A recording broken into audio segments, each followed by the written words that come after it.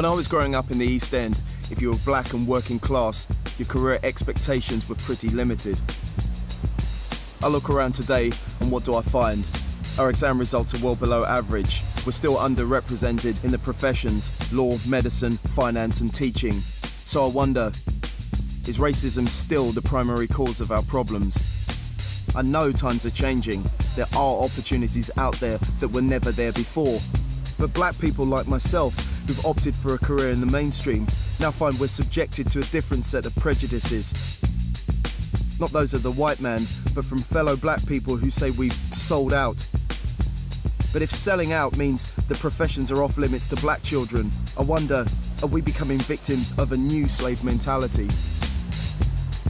Too many people are shuffling. They're playing up to the white man. They're going deep up in the white man's colon and they're stuck somewhere in the back of his throat. So therefore, they can't help none of us. Parents are responsible when their kids are on the streets doing their thing. You are responsible to change that kid's head around. Don't blame music. Because if you was a decent enough parent, your kid wouldn't be allowed to listen to the music that we promote. What we need to do is completely redefine what blackness is itself. In fact, what used to be the thing that liberated us has now become a burden. If you're a black person in the professions, you get all the stupid lyrics, don't you? Oh, you're a fucking sellout, innit? You know what I mean? It's a bounty bar, innit? You know, coconut, you're a breadfruit, innit?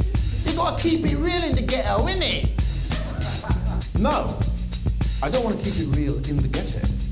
I'd actually quite like a nice house in the country, you know?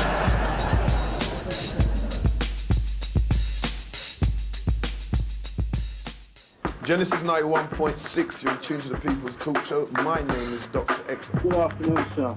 Good afternoon. Yeah, this is Andy, man. How you doing, Doctor? Andy, I'll say still, you know, say. I start my journey at pirate radio station Genesis FM, where I meet Dr. X, shock jock and self-proclaimed ghettoologist. His radical views have given him a cult following in parts of London. To play by certain rules. What you're talking about is the ideology of selling out. But as far as Dave is concerned, the problem is with us. You mentioned a word there that comes up time and time again, and I wanted to get your definition of it, right? Sellout, right? What is a sellout? What a sellout is in the black community is people who had something from the black community and then they gave it up and become this other person.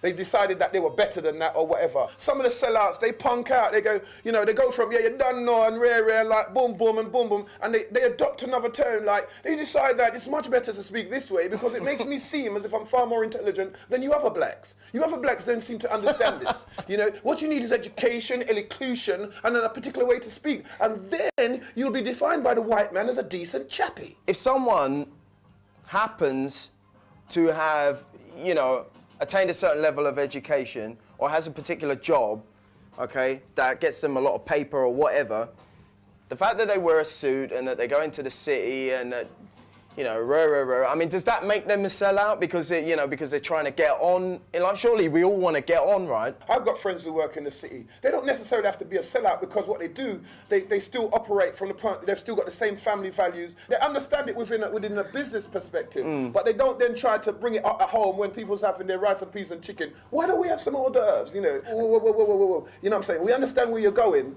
but remember where you're coming from. And this is what we find is that... For people like Dr. X, there's only one way to be black, and it's based on a ghetto definition of blackness. I spent 10 years of my life consumed by that same ghetto mentality, and I didn't escape that shit to be told that I'm a sellout just because I've exchanged hanging out on a street corner for a career. But what really worries me is that too many young black men are labouring under this same suffocating mentality. I'm on my way to Tottenham to meet a couple of young guys who are intent on operating outside of the mainstream. Having been excluded from school, they see a racist society which has little to offer them. How you doing, man? Hi, I'm David. David? Yeah, I'm looking for Mikey. Yeah, I'm Mikey, David. And Suleiman. Solomon's right here, man. Ah, all right, man. How you doing, man? How you doing, bro? Yeah. What are you up to? You know, this is my job, my part-time job. Right. Yeah, working in the community, you know, trying to make money, you know, trying to, you know, generate some income from in the community, being near my people. And that's what young black men need to do. Not necessarily fully integrate within the system, but learn about the system so we can create our own businesses from, you know, our communities and stuff like that. I'll take care of the customers in here. You go and you walk around Right, and you man. show them the place and that. Cool? All right, boss. Right. Yeah. Wicked, yeah. Like many young black men, Suleiman sees mainstream society as a threat to his cultural identity.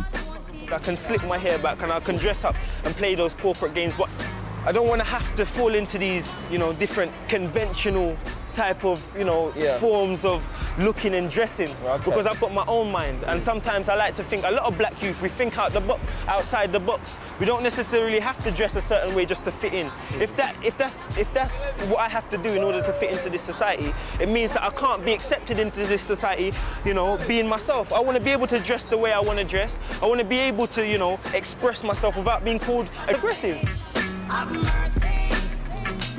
Suleiman is paying his way through a marketing degree by selling books and CDs to the local community. The way that we make money is unorthodox, and we like to make money like this because it's different from the norm. And, you know, sometimes we can generate like £200 within, you know, 2 hours, especially within the evening. You could just help me turn this over. Yeah, sure.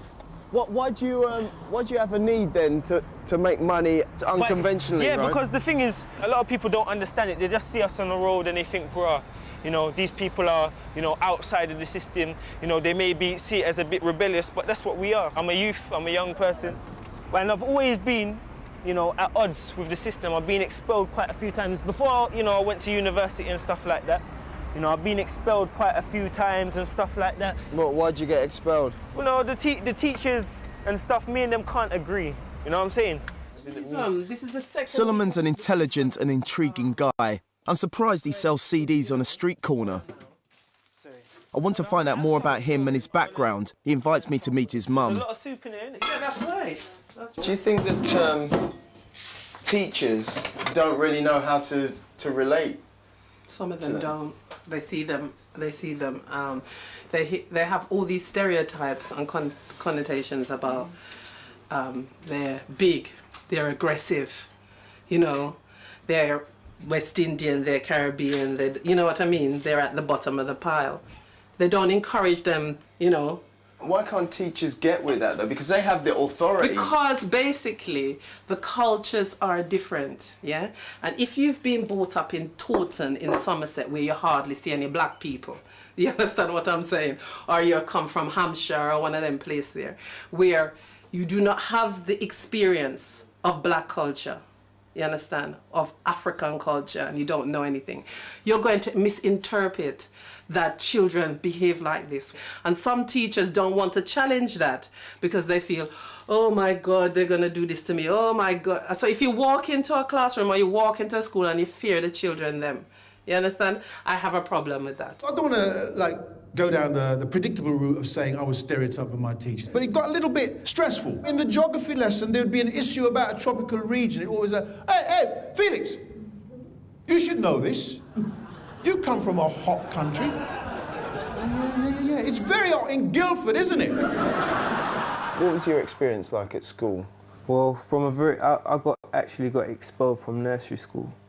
What used to happen was that, you know, I got so bad and used to get in so much fights that they used to suspend me. And then from that age, yeah, I felt like the system, you know, in that sense was against me because that precipitated more expulsions and more. So I'm used to rejection. I'm not used to, you know, anybody trying to accept me. You understand what I'm trying to say? I'm saying that England is a very racist country, and for me, yeah, you know, right now, yeah, I feel the racism stronger than how my parents felt it, because at least they could see the aggression in their face. Things are so different now that basically you've got people within society that want to hold us back, yeah? And these people are in institutions more, you understand? I'm not scared about the white guy on the street that's got a beef with me. I'm scared about the people within the institutions who purposely try to hold me back. Institutionalised racism. Institutionalised, but what I'm saying is that it's very sophisticated. It isn't something like, for example, I say, oh, institutional racism. Not every person out there, not every white person out there is racist, yeah? That's the biggest myth. Suleiman and his mum are tight. They have strong family values and a great deal of intimacy. But I wonder how open Suleiman was to potential opportunities. His method for navigating society is to build a wall around himself, to reject any sense of Britishness. He sees himself as a Jamaican living in a foreign land. Solomon introduces me to his best friend Courtney, a 21-year-old from Broadwater Farm Estate. Unlike Solomon, Courtney hasn't had the support of a dedicated mother. Yeah. What about introduction? So listen, yeah. let me introduce you to David. Right, That's right, you know, I ain't seen my man for time, like. Yeah. So it's like, you know, we have to catch up first. This is David. Courtney, yeah. Yeah, all right, Courtney. Is it hard for you out there, man? Yeah, it is. It's kind of hard, yeah, but man make it easier for ourselves. Well, through music and street life, bro. You get me? Like some people, their mums are fiends, innit? So some people, their mums smoking, working, all them thing. Their sons and daughters have to go out there and shop food to survive, innit? Eat food. It's life, bro. But me personally, I do it through the music. Right. You get me?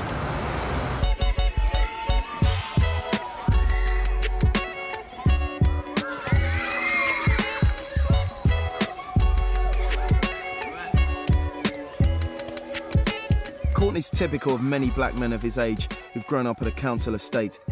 He's desperate for success as a producer or MC to escape life on the street. Do you like street life, though? I like it, but